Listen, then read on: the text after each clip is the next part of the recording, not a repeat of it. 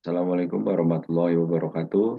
Perkenalkan, saya Tri Suherman, NIM 4112220023 dari Universitas Dian Nusantara, Prodi Teknik Informatika, mata kuliah Analitik dan Visualisasi Data. Di sini saya akan menjelaskan materi saya tentang analisis data COVID-19 secara global. Di sini ada ringkasan deskriptif, perbandingan antar negara, dan relasi testing dan CRV. Di sini ada outline presentasi. Outline presentasi itu saya ada latar belakang dan pertanyaan analisis, dataset variabel dan asumsi, metode dan teknologi Google Colab plus Python, lalu ada hasil ringkasan global dan visualisasi utama, lalu ada analisis hubungan testing rate dan CFR, lalu ada kesimpulan, keterbatasan, dan saran. Di sini ada latar belakang. Di latar belakang ini ada COVID-19 berdampak besar pada kesehatan publik dan aktivitas sosial ekonomi di berbagai negara. Skala dampak berbeda-beda karena faktor kapasitas kesehatan, kebijakan, demografi, dan kualitas pelaporan data. Analisis data agregat per negara membantu memahami gambaran umum dan membandingkan indikator kunci, seperti kasus kematian, sembuh, dan testing. Indikator turunan seperti CFR, case fatality rate, recovery rate, dan testing rate membantu membaca risiko dan respons masing-masing negara. Sini ada rumusan masalah dan pertanyaan analisnya. Di sini negara mana yang memiliki total kasus COVID-19 tertinggi, negara mana memiliki CFR tertinggi dan kemungkinan penyebabnya, negara mana memiliki recovery rate tertinggi dan bagaimana konteks datanya nanti, negara mana yang memiliki testing rate per 1.000 penduduk tertinggi, dan apakah mendapat kecenderungan terhubungan korelasi antara testing rate dan CFR pada data agregat per negara. Di sini ada tujuannya dan manfaatnya. Mengelola dataset COVID-19 global dengan menghitung indikator turunan, CFR, recovery rate, testing rate per 1.000. Menyajikan visualisasi yang mudah membaca untuk memperbandingkan antar negara top 10. Menganalisis hubungan testing rate dengan CFR sebagai indikasi awal, bukan sebab akibat. Menghasilkan insight ringkas sebagai bahan pembelajaran analitik data dan literasi data kesehatan publik. Next. Di sini ada dataset dan variabelnya. Saya menggunakan datasetnya itu filenya COVID-19 worldwide clinic CSV agregat per negara. Unit analisisnya negara atau wilayah N sama dengan 231. Variabel utamanya adalah total case, total deaths, total recovery, active case, total test population. Ada catatan kualitas data, beberapa negara dapat memiliki nilai kosong atau nol pada total test atau total recovery tergantung pelaporan. Asumsi total case kurang lebih nol untuk perhitungan CFR atau recovery, total test dan populasi kurang lebih nol untuk testing rate. Platform di sini saya menggunakan teknologi Google Colab atau Python Notebook untuk proses analisis yang reproducible. Untuk library-nya saya menggunakan Pandas, olah data, NumPy, numerik, atau Matplotlib visualisasinya.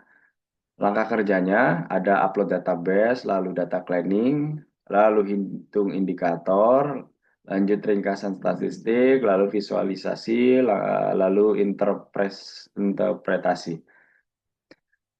Outputnya, tabel ringkas, grafik top 10, dan scatter plot untuk korelasi. Di sini ada metode analisisnya, pendekatan eksplorasi data analis atau EDA, berbasis data agregat per negara. Deskriptif, menghitung total global dan statistik ringkas, median pada indikator turunan. Komparatif, membuat peringkat top 10 untuk kasus CFR, recovery rate, dan testing rate. Analisis relasi, menghitung korelasi, Pearson dan Spearman. antara testing rate dan CFR, negara dengan data valid. Interpretasi menekankan konteks, perbedaan pelapor, outlier, dan keterbatasan agregasi.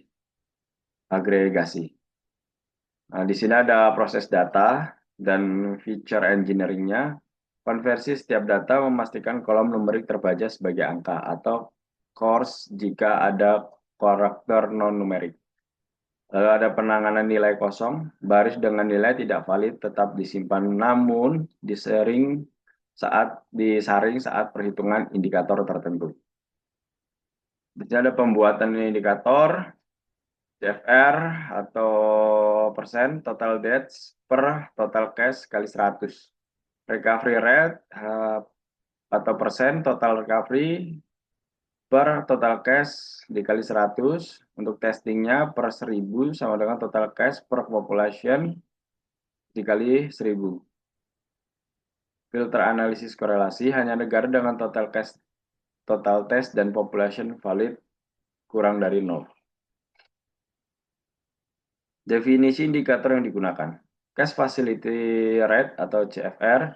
CFR atau persen total deaths dibagi total cash dikali 100 menggambarkan proporsi kematian dari kasus terkonfirmasi bukan IFR.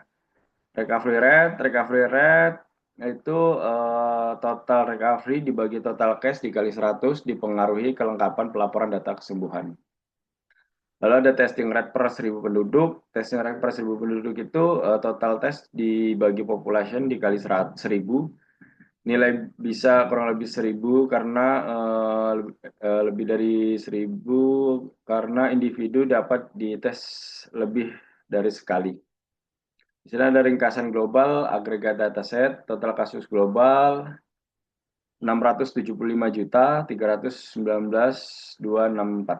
Total kematian global ada 6.763.000, 6.763, atau CFR globalnya 1,001%. Total sembuh global seluruhan sekitar 628 juta.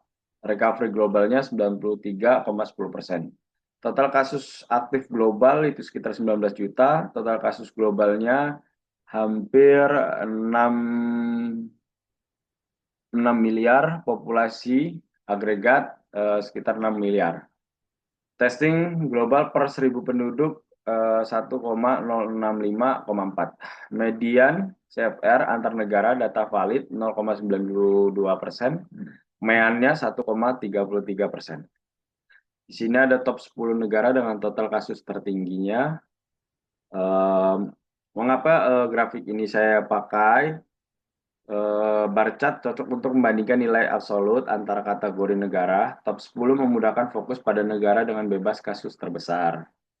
Sumbu yang sama memudahkan melihat gap antar negara, misal USA dan atau negara lain.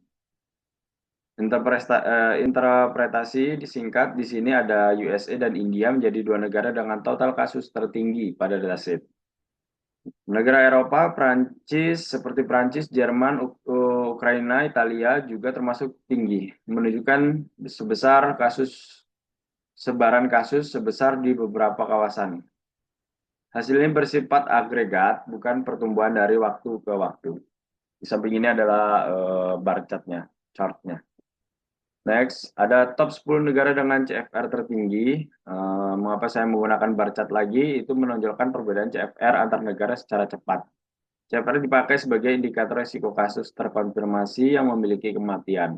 Top 10 membantu mengidentifikasi outlier yang perlu dibaca dengan konteks. Interpretasinya singkat di sini aja, beberapa entitas dengan kasus sangat kecil bisa menghasilkan CFR sangat tinggi atau rasio menjadi tidak stabil. Negara seperti Yemen,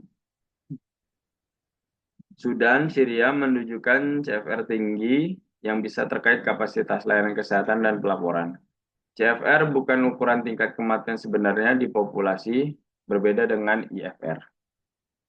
Lalu di sini ada distribusi CFR antar negara. Mengapa saya menggunakan histogram ini untuk melihat sebagai nilai bukan top 10, hanya top 10, membantu memahami apakah CFR tinggi merupakan mayoritas atau hanya outlier. Pemotongan CFR 10% digunakan agar seberapa utama terlihat jelas. Interpretasi singkat, sebagai besar negara berada CFR rendah hingga menengah sekitar kurang dari 2%, outlier CFR tinggi ada tetapi jumlahnya kecil dibanding keseluruhan negara. Ini mendukung interpretasi bahwa top 10 CFR cenderung kasus khusus atau outlier. Di sini ada top 10 negara dengan recovery rate tertinggi. Saya menggunakan bar chart memudahkan memperbandingkan recovery rate antar negara.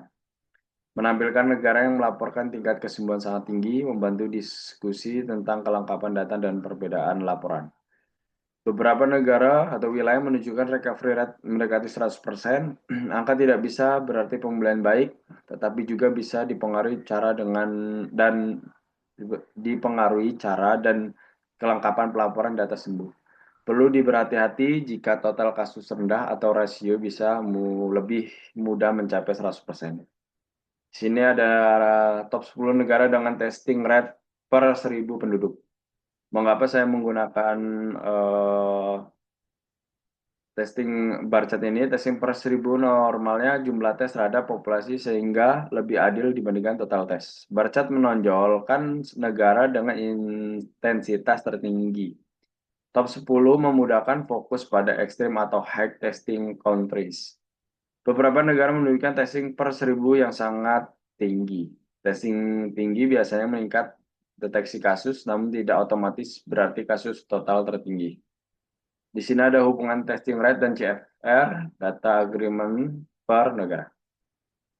Saya di sini menggunakan starter plot cocok untuk melihat hubungan dua variabel numerik, testing rate dan CFR, membantu mendeteksi pola umum dan outlier. Korelasi dihitung untuk mengukur arah dan kekuatan hubungan secara ringkas. Korelasi person sama dengan minus 0,267 negara negatif lemah menunjukkan kecenderungan CFR menurun saat testing meningkat. Korelasi Spearman sama dengan strip 0,630 negatif lebih kuat, menunjukkan hubungan monoton yang lebih jelas. Interpretasi negara yang lebih banyak melakukan testing cenderung mendeteksi lebih banyak kasus ringan, sehingga CFR teramati bisa lebih rendah. Di sini ada insight utama atau ringkasan temuan. Beban kasus terbesar terkonsentrasi pada beberapa negara dengan populasi dan testing tinggi, misal USA, India, dan negara Eropa. CFR tertinggi hanya muncul pada entitas dengan jumlah kasus kecil atau negara dengan keterbatasan layanan kesehatan dan pelaporan. Recovery rate tidak perlu dibaca bersama konteks pelaporan data sembuh, rasio bisa bias pada negara dengan kasus rendah. Testing per 1.000 memberikan perbandingan lebih adil dibandingkan total tes, namun tetap dipengaruhi definisi tes terhadap kecenderungan hubungan negatif antara testing rate dan CFR, tetapi tidak bisa disimpulkan sebagai hubungan kausal. Keterbatasan analisis saya di sini dataset bersifat agregat per negara atas snapshot, sehingga tidak cocok untuk analisis tren waktu atau per bulan. Kualitas data tidak seragam, kemungkinan under reporting kasus atau kematian dan perbedaan definisi sembuh dan tes. CFR sensitif terhadap jumlah kasus, denominator, dan keterlambatan pelaporan. Nilai testing per 1.000 dapat sangat tinggi karena pengujian berulang pada individu yang sama. Korelasi testing phase CFR hanya indikasi awal dan dapat dipengaruhi confounding variables yang tidak ada di dataset. Di sini ada kesimpulan. Kesimpulannya, dataset menunjukkan total kasus global 675 juta dengan CFR global sekitar 1,00% dan recovery sekitar 93,10%. Top 10 kasus dengan indikator turunan bantu melihat perbedaan skala dampak antar negara, tetapi perlu konteks populasi dan pelaporan. Hubungan testing rate dan CFR menunjukkan kecenderungan negatif Pearson 0,267 namun tidak memberikan sebab akibat.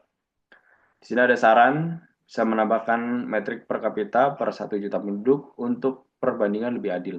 Jika ingin menganalisa tren menggunakan dataset time series atau harian atau mingguan dan metode time series forecasting. Untuk validitas gabungkan variabel lain atau umumnya median vaksinasi, kapasitas RS, dan lakukan analis multivarian. Itu saja yang bisa saya sampaikan di materi ini. Kurang lebihnya saya mohon maaf. Saya ucapkan terima kasih. Wassalamualaikum warahmatullahi wabarakatuh.